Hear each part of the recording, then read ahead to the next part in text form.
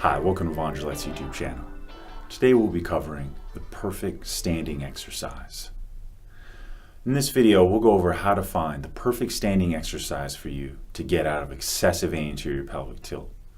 To do this, all we're going to be practicing and assessing is your ability to do a posterior pelvic tilt.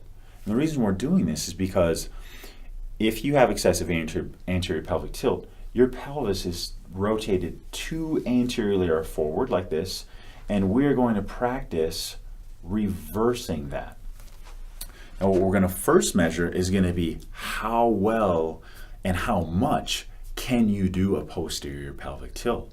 The second part of this video is going to be how you do a posterior pelvic tilt, or which muscles are you using to do a posterior pelvic tilt, which will tell us our weak areas that we can focus on.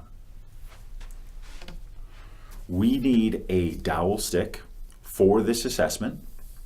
So you can use a broom handle, a long ruler. I had this PVC pipe cut at a local hardware store.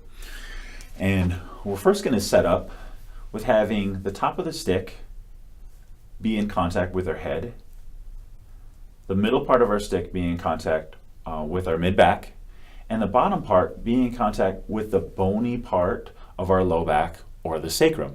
Now some of you might have a big butt like I do, and in that case what you may need to do is go behind your shirt and even go, if possible here, go lift out the back of your pants, if that, like I say, if that's even possible for you to make contact with that sacrum. Some people's pants are gonna essentially be too far away from the body for you to get an actual, for you to be able to touch the bottom part or the sacrum part of this stick. So again, if that is the case, you may need to just do it in your underwear or naked, or if you can put out the back of your pants, the bottom part needs to touch that sacrum. All right. Next part of this test is going to be us finding the biggest gap behind our low back. And mine is about right here. And what I'm gonna do is place my thumb right behind that area. Then what I'm gonna do is try to flatten my back and see if I can touch my low back to my thumb. And if you can, congratulations. We're still gonna have you practice that whenever you stand up, flattening that back.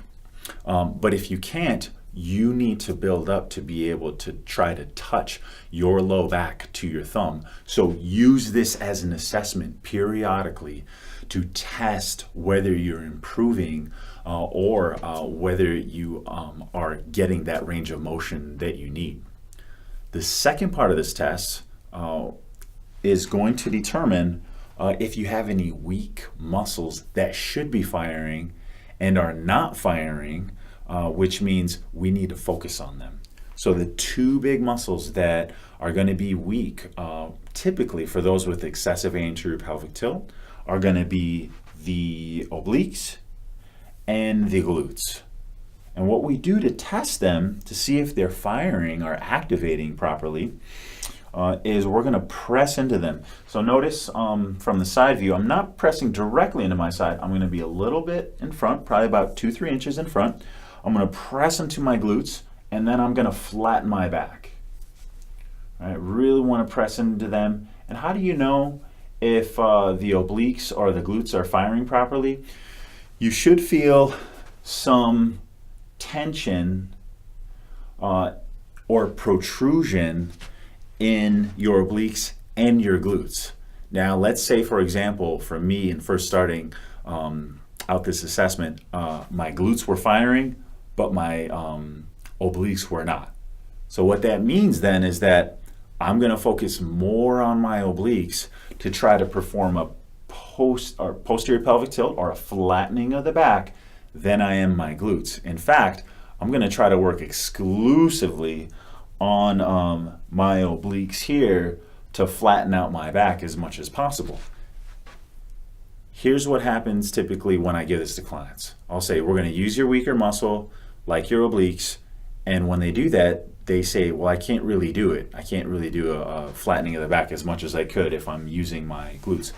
Don't worry about your range of motion at first. Just focus on trying to to use your weaker muscle and do as much of a posterior pelvic tilt or a flattening of the back as you can.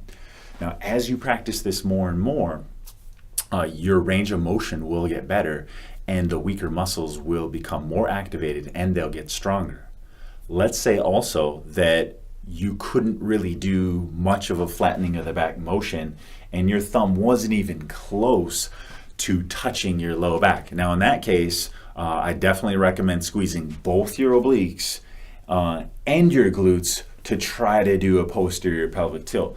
But again, periodically assess and check if your range of motion is sufficient and your obliques and your glutes are firing properly. Because if they are, they're gonna help your standing alignment stay out of excessive anterior pelvic tilt. And after a while, you will not even have to do the posterior pelvic tilt or flattening of the back because your alignment will already be neutral.